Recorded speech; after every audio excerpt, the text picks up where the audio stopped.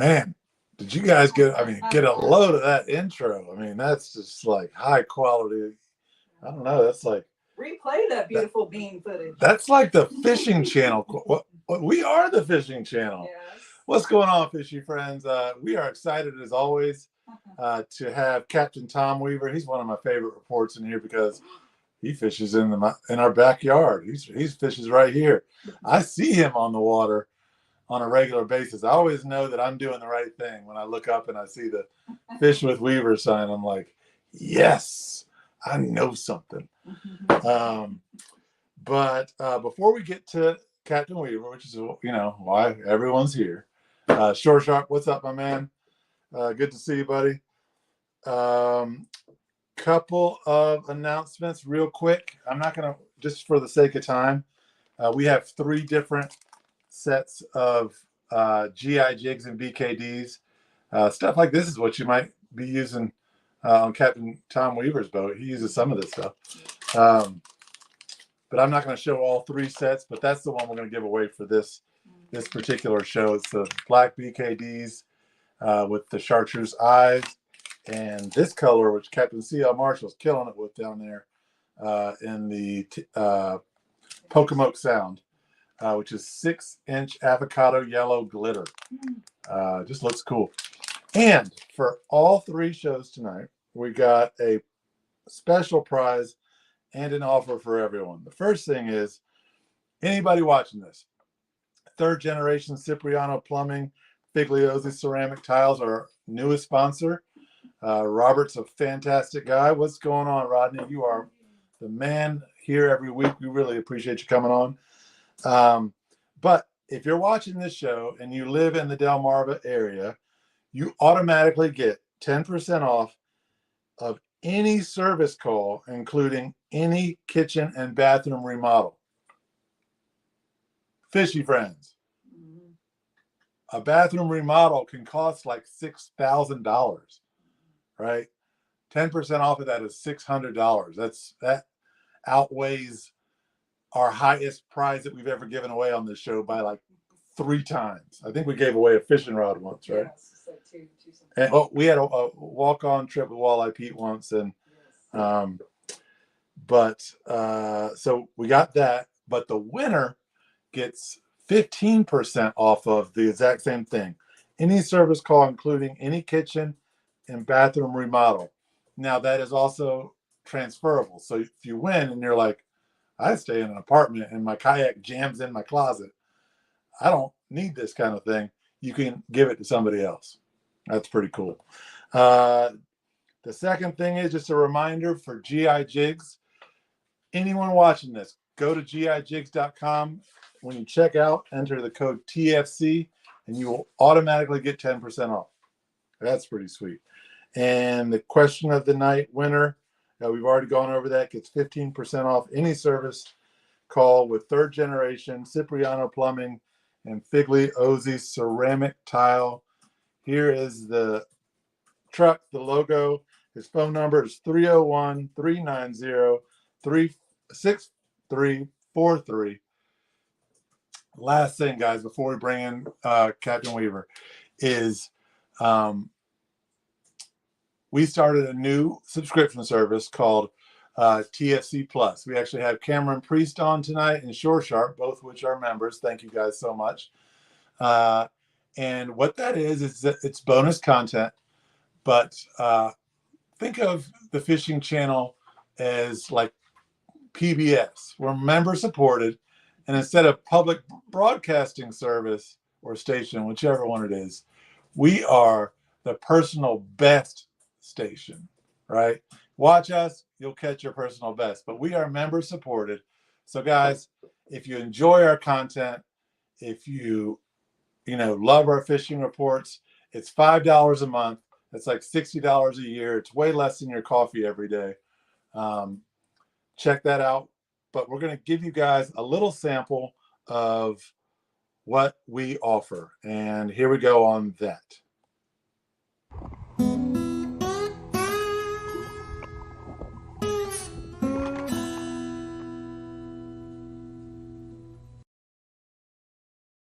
So when we get one on a storm shad, look, they love to swallow it a lot. So in order to not put a plier down his throat, we're going to go with an index finger, and this technique saves fish.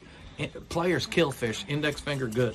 So I got to get dirty, hug the fish, and then I'm going to go with this index finger into the U of the hook, and I'm going to pop it. I just popped it, and then I pull it out gently. No blood, all good, and this fish is going to take off flying. There we go.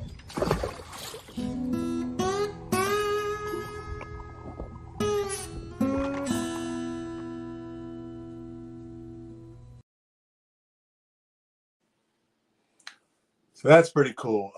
Also, you know, our guy tonight, our man of the hour, Captain Weaver's also given us a short tip video for TFC Plus, and that's there as well. I just don't want to give it away, but let's bring him in. He's been waiting long enough. Captain Weaver, how are you doing tonight, sir? Can you hear me? Uh-oh, I hope everyone's been hearing me. Let's see.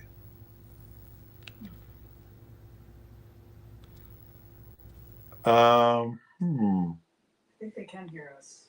Yeah, can everyone else hear us at home? Chime in if you can't hear us.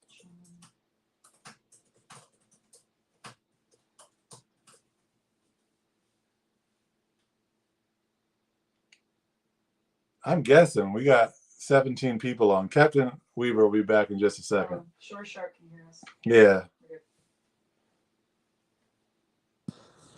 Hey, Captain Weaver, can you hear us now? I can, yeah. Oh, perfect. That happens sometimes, and you just got to drop in and out. How are you, sir? Somebody tried to call me, and it dropped you out. Got it. Oh, they're all looking for fishing reports. They should be watching the fishing channel, and they can get it all live right there. You know, man, you're giving us sound bites left and right. You know, just golden stuff. But I mean, how's things been since 2 days ago when I saw you out in the water? Same, man. It's on fire right now. I just got off the water, and yeah, it's good. It's really good. Well, you offer something that I don't think any of our other guides does in large quantities, and that's fly fishing. So that's something that I'd like to, you know, we're going to get into all of it tonight, but let's talk about fly fishing really quickly and kind of walk people through what that looks like. Because from an outsider, you know, I own a fly rod, but man, that line hasn't gotten wet since I bought it. What I think about is, you know, we're in 25 feet of water. How are you getting that clouser down to where the fish are? So walk us through that whole process and how someone can be successful this time of year when fly fishing for striped bass. Okay, that's good. I mean, that's really so. We'll go back to the fly fishing thing. We'll just start. What is fly fishing? And I think, you know, we all think of a river runs through it, you know, is what generated this tremendous, it's charted tremendous growth in fly fishing in the country. But fly fishing's been around forever, and the kings and queens of England used to go to New Zealand to fly fish in the winter, and you know, it's a big deal. And you know, I've always my father had some cane fly rods, and you know, I grew up fly fishing, and the perception of fly fishing is trout and streams and lakes, and then the saltwater fly fishing is tarpon and sight casting to tarpon and permit, and you got to be an absolute expert with laser marksmanship and sneak up, and you get one fish a day, and well, one fish every 50 days if you're lucky and you land it, you know. So the striped bass fly fishing that we have here in the Chesapeake is remarkable, because a lot of these guys will be very happy with one trout or three trout, but we can go out and get 20, 30 big fish that go into their backing. They're not used to that. So I start off with my equipment, and I've done a lot of work. Like the absolute thing we're getting right now is shots on the surface are fleeting, you know, and we've got you're out there, a crowd of boats, and the birds come, and then the boats charge in, and you know, you got to come in on plane, knock it back, creep in, and then 5 boats come over your shoulder, and boom, there go the fish. But they're right there. They're 20 feet down, 25 feet down.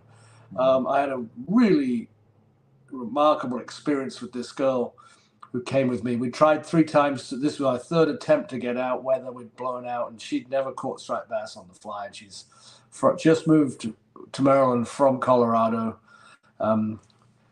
Katie Miles, and she's got it. She's been fly fishing for 2 years, and she's been chasing smallmouth. She's been chasing trout, and she wanted to get some stripers. And so we got out, and we had to deal with the traffic and everything else, and we started to struggle a little early, and finally I got into found my fish and found the birds, and a position that she could get some casts off, and in amongst, I'm going to say 8 or 9 boats, she was the only person that caught fish, and they were 29, 28, 27, 26 inches, and Wow. so the biggest one was like probably 12 pounds. Dumped right into the backing. Her rod's bent over. I got a girl on my bow with a bent over rod, and nobody else could jig these fish. And the fly just worked. And it was, she cast off the front, and I just turned around. She says, "I'm on." I'm like, "What do you mean you're already on?" It was like ridiculous. And I set the drift up again, and she says, "I'm on. Are you sure it's not the bottom this time?" Nope, it's not the bottom. It's a fish getting into her backing. And so it was a lot of work to get to this technique, and I'm going to give Joe Evans, another fellow fly guide. Joe and I spent a lot of time working on these deeper presentations, putting the fly in front of the fish, and how to set the hook. Because the big difference between most fly fishing and what I'm doing is we don't see the fish. So staying in contact with your line, putting the fly in front of the fish quickly and deep, and yet still having the experience of fly fishing. So right now I'm 35, maybe more % of my trips of fly fishing. I've always got a fly rod on board if anybody wants to pick one up, and it's surprising how many people do. I've got some really cool flies, which when people find out they're $25 to $30 each, they're like, "Holy smoke!" But we're out fishing the jigging guys in the right situation. That's awesome. So I use, my setup is a typical setup is a 9-weight rod, with a 425 cheeky limitless reel.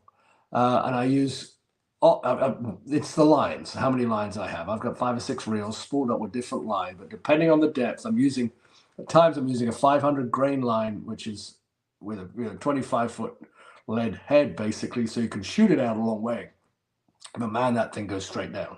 And I'll get that down 25 feet in no time at all. And I'm using flies like these bulkhead flies. This one's been pretty tore up, but this thing's caught a lot of fish now. But it's a $30 fly, and I keep using it. And this thing, when it gets down there, it pulsates and it mimics the bait, and it just sort of swells up and shrinks every time you strip it. And the fish are crushing it. They're absolutely hammering. And these are big fish.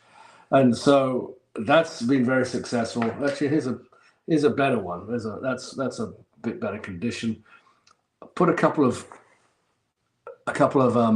split shot in front of it, and that just the problem with this fly with my heavy line is it tends to stick to the surface for a little bit, and the line will sink, but the fly won't because of it's a hollow fly and it sort of sits on the surface. I need it just to get under the surface. Put these split shot on, it dives down, but it just dives, and the fish are grabbing it as soon as it's going in the water. So that's my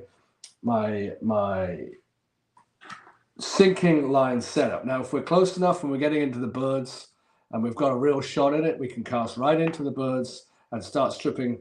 I use the lefty popper, very classic fly, and this thing, they gobble that up. If you've got fish coming up on the surface, and even after the birds have gone, just trip that across the surface. That'll do it. And then Joe Evans is tied. I'm going to call this the Joe Evans Super Popper. I don't know what a good word for it is, but that's another one. But either of these two flies, surface fly, floating line, get that out there, even after the commotion's gone, and just pobble this across, especially late in the evening. For those that aren't fly fishermen, the presentation for that is very similar to, a spinning topwater lure that's got a little bit of a pop on the front of it, right? Right. We just pop, short strips of that one.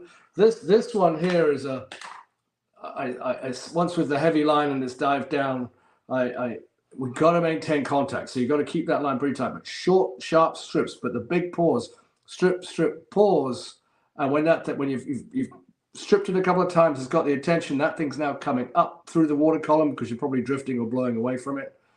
And then when you pause, it dives down a little bit. And that's when you've just got to be ready for the strip strike. Again, I have a lot of trout guys and trying to tell them strip strike, not a trout strike. You will never set the hook on a striped bass with what we call a trout strike, where you lift the rod. You've got to really hammer that hook home. And there's lots more information on Captain Weaver's pause technique on his premium video that he created. Yeah.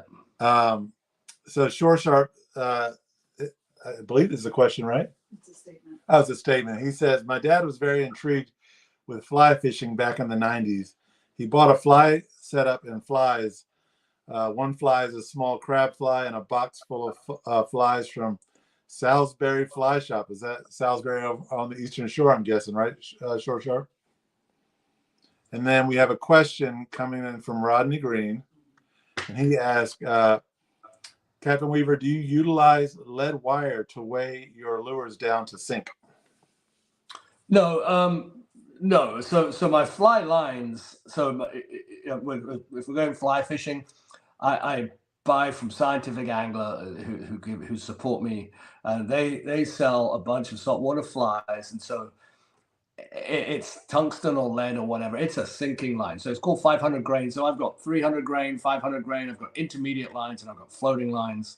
I've got the Scientific Angler ones have a graded 3-step line, which is awesome because the tip sinks a bit faster than the middle than the thing. Because if it was all one weight, then the whole belly would sink first. So I've got some lines that will sink pretty uniformly. But right now, I'm using we're out there, we're fishing in 25 feet of water, and we've got to get a lure down quickly. And I've got a 550 grain line that it's all in the head section of the line, and that goes straight down to the bottom. Yeah, you answered that question beautifully, because I think I'm probably in the group of people who sort of think about fly fishing like a river runs through it, like somebody's got a floating line and there's a fly floating just beneath the surface, drifting down the shore, and we're asking ourselves, wait a second, you're fishing in 25 feet of water. How does that fly even get into the strike zone if the fish aren't on top? If they're not on top. I mean, obviously, we try to set that up. I don't know. I've just got a bunch of reels here. I mean, I've got more reels lying around here. So that's actually just a spool that goes with my reels. So I have each reel is a different line. Each line's probably $100.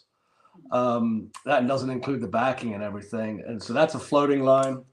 This spool interchanges, so I can switch out my reel with a spool quite quickly. That's an intermediate line, and this intermediate line I would probably use in 4 or 5 feet of water. It's a summertime line when I'm speckled trout or stripers in the shallows. I want it just below the surface, but I don't need it on the top. But I definitely don't need those heavy dredge lines. I think the rest are probably on the boat. All my other reels are on the boat, but that's the setup I use, so I can change it as quickly as this. I can pop this out, and that spool comes off like that. Spool. I mean, my spools can change out in 5 seconds. I can take that spool and switch that out. So, and I've got that's on one rod. I carry 3 rods on board whenever I'm going out for different situations. Inevitably, I've always got a floating line with a popper on it, and I've always got a very heavy sinking line with a big fly on it. Again, that big fly is what I'm using right now. That's a bunker fly. I mean, that's what these fish are feeding on. I'm typically using Klausers and half and halves and deceivers in the summertime when we're fishing shallow water. Yeah. That's great. We have a question from Scott Walker. He asked, what's your go-to colors for flies for striped bass? And remember, everyone, we have question of the night tonight and some pretty sweet prizes. I mean, my go-to fly. I have crab Klausers. I have little pink flies or electric chickens, and I have all those other things. But quite frankly, everything you'll see, if you can see that without me opening one of my fly boxes. There's a lot of chartreuse in there, and chartreuse and white mixes, you know. But if I was going to pick a fly, this little beast here, I'll see if I can find one. These are an incredible fly. This is actually a hollow fly on a big thing. This is my summertime fly, and it's amazing how this is tied. It's so sparse. This thing looks incredible in the water. It's my go-to spring striper fly, and it's a Bob Popovich hollow fly tied by Alan Rupp of Fly on the Water. And look at the color, chartreuse. I mean, let's go for like 99 cents a pop, right? Yeah, I think these are about 3 for $25. Oh, okay, that's not terrible. I think you get 3 for $25. Yeah, I'm really thankful that Reggie didn't say, "Hi, Daddy, how are you?" Because that would have become a question, and then you would have had to choose that as question of the night. Thing is that's coming from your daughter. But that's very sweet that the youngest fan is tuning in. So, you know, obviously you're a fly fishing enthusiast, and you're, you know, a big proponent of that here on the bay. But, you know, it doesn't sound like fly fishing is a poor man's game. But if you wanted to kind of dab, you know, stick your toe in the water with fly fishing, what would be a rig that you might suggest that, you know, might put someone in the affordable range of, you know, getting out there on the water and fly fishing for less than $150? There's all sorts of setups. I mean, you know, I have fairly high-end equipment, and I've learned my lesson over the years. You know, both spinning and fly fishing, I get high-end equipment because it gets a lot of use. And I used to think, oh, I'll get cheap stuff, and, you know, you break it and throw it, but it doesn't last very long. That, you know, all this has entry-level packages. What I would suggest for the Chesapeake Bay, I have basically 2 setups. I have a lot of 9-weights, and the 9-weight is because I'm throwing big flies. It's the weight of the rod has got very little to do with the way you fight the fish or whatever, particularly when you're talking, you know, these, you know, mid-20 fish and smaller. But if you're trying to present a big fly, you've got to have some horsepower to deliver that big fly, and that's why we use 9-weights. So I use a lot of 9-weights, and then my winter fishing, which is mostly pickerel, I use a lot of 6-weight. So that's 6-weight stuff, and I can use my 6-weight for schoolie stripers too if I'm throwing smaller deceivers and unweighted clouses, you know, small weight clouses and things like that. But as soon as you're throwing these big flies, anything that looks like that or that, you need a rod with a lot of backbone. And then once you're starting to get into these 25 to 30-inch fish and bigger, you need a really good reel. You know, once it gets onto the reel, you need smooth drag, and you need drag that can handle these fish. So that's why. But if you want to do entry level, I would suggest an 8 or a 9-weight combo setup. It's not expensive. I mean, you know, I have dozens of lines at $100 a line and things like that. You don't need that. I'm a professional fly guy. Yeah. You know, so Yeah. I have a bit more. We have one last question, if you can give us a quick answer, because time flew on us tonight. We were going to get to spin fishing, and we're not even going to get to touch that. So Shore Sharp asked, he says, I'm completely new and very interested in fly fishing. What would a decent fly setup be for the Tangier Sound? Same thing. You know, a 6-weight with smaller setups with definitely speckled trout and all of that when you're throwing smaller flies in the summertime. And then if you're throwing these big bunker flies, you need a 9-weight setup. Got it. And we are at our time.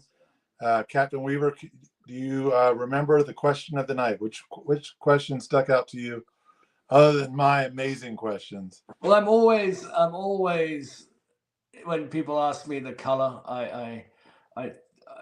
I think that's a great question because I have the same answer. So I like the last one about the setup, but the color of the fly is a good question. Who was that? Is that Short Short? Let's see. That was Scott. Oh, Scott Walker. Yep, I think, right? Is the color? Let's see, Scott. Oh, yeah. Yeah. What? So, Scott Walker, you are the winner of the Black and Chartreuse GI Jigs and the BKD, very interesting color, avocado yellow glitter. It's an 8-pack. We'll send you these, and you're also the winner of 15% off of any of